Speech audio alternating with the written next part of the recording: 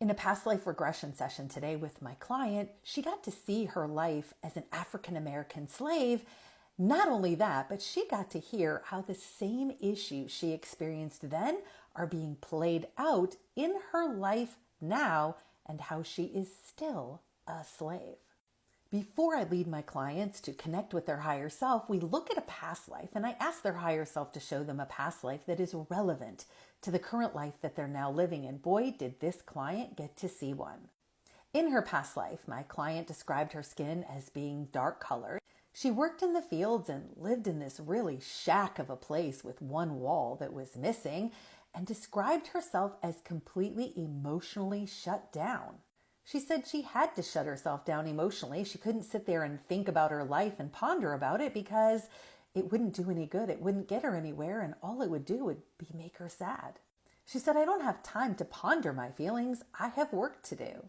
When I brought her forward in this past life to tell about a memorable event, she described a festival that the slave owners were having. The slaves weren't allowed to participate in it, but they were there working. She described one of the slave owners as being a younger gentleman, and he had white skin, and she really had a crush on him. She said, I've fallen in love with him, but there's no way I can say anything because if I do, I risk being kicked off the plantation, and then what would I do? I'm literally trapped. I can't do anything for fear of being cast out. I'm nothing special, so why would he like me? My skin is dark, and I'm dirty, and I'm poor. When I brought her forward to another scene, she said, I feel like I'm giving birth to a child, but it's a child I don't want because it's a product of rape. I was raped by another black slave. The childbirth process ended up being really difficult for her, and for some reason, she just stopped breathing, and that's where she died in that lifetime. I'm going to read this next part from my notes because I want you to hear this important key. Now that her soul was out of her body and she could look at things from a different perspective, she said, I feel a lot of frustration that this happened to me. I wanted to experience love and I got the opposite. I got garbage, the most horrendous experience. And I wish I had the baby of the person that I loved. I asked her, what kind of emotions are you leaving this life with? And she said, it feels like life is so unfair to me. I'm quite angry and frustrated that I didn't get to experience love and I only experienced suffering and then I was killed by this baby. I then asked her, do you feel like there were any lessons at all that you learned from this life? And this is key because these are incredible lessons that she learned from this life. She said, I wish I had at least confessed my love because I died anyway. I was afraid that I was going to lose my life or my job if I confessed, but at least I could have tried. Maybe that could have worked. Maybe that could have killed me too, but what did kill me was much worse. I wish I would have given myself a chance. Now I see it differently. I was so afraid to say it. But if the chances were not high for love to be accepted, at least I could have tried to fight for it because I did what I thought was right and I kept quiet and I kept working, but my life was destroyed anyway. There is no certainty anyway, no matter how much you try. Suffering might arise, but I feel sorry that I didn't even give myself the chance to have a better life, even if it was risky.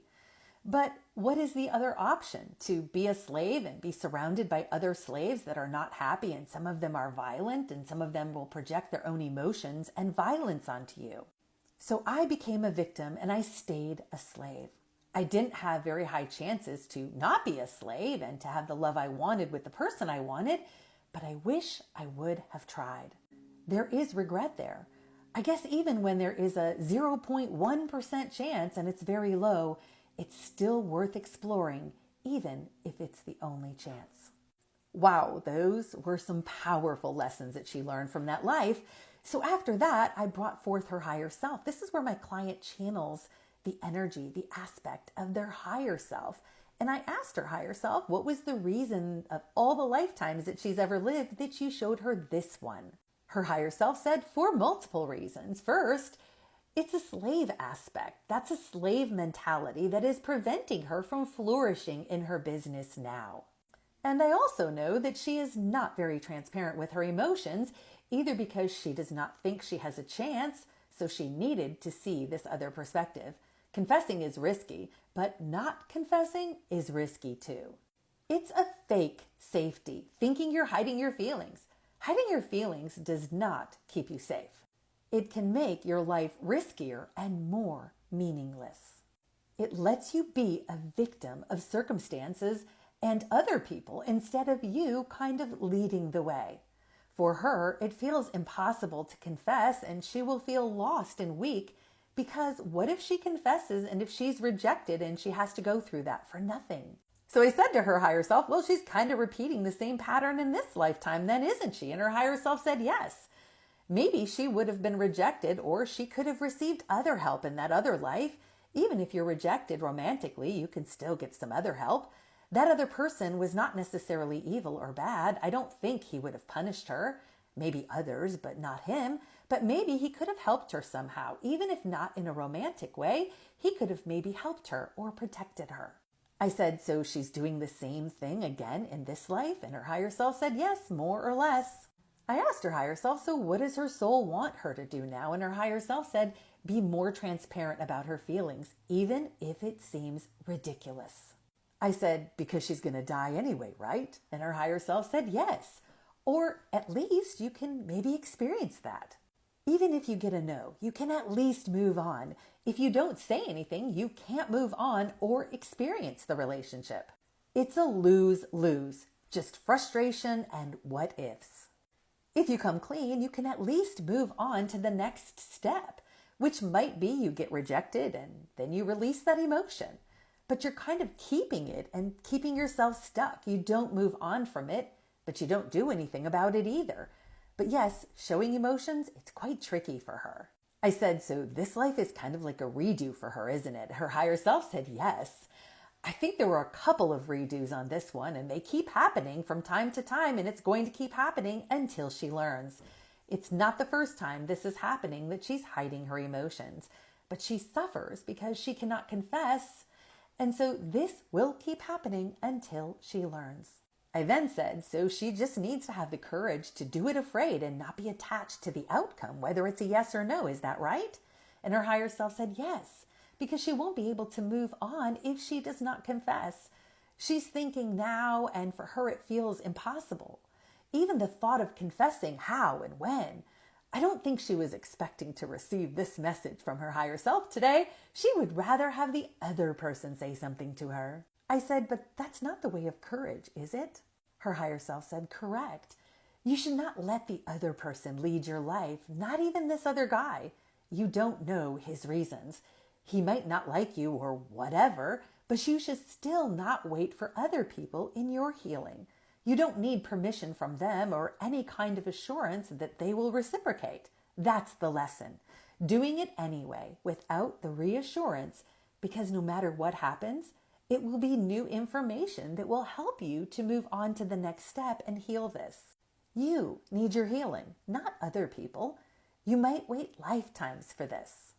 So I don't know about you. I thought this past life was pretty incredible, with an incredible message and a warning, because her higher self clearly told her, if you don't do that in this lifetime, it will happen again and again and again. And I get this often in my sessions where my client just says, I feel like I'm tired to my soul. Well, this would explain that type of feeling of being tired to your soul. Your soul probably is really tired of repeating these same lessons over and over because you can't get it the first or the second or the third time. So looking at patterns in your life, what seems to be a theme in your life, something that's challenging for you, and how can you do it afraid? And do it without being attached to the outcome. How can you start that new business? How can you approach that romantic possible partner?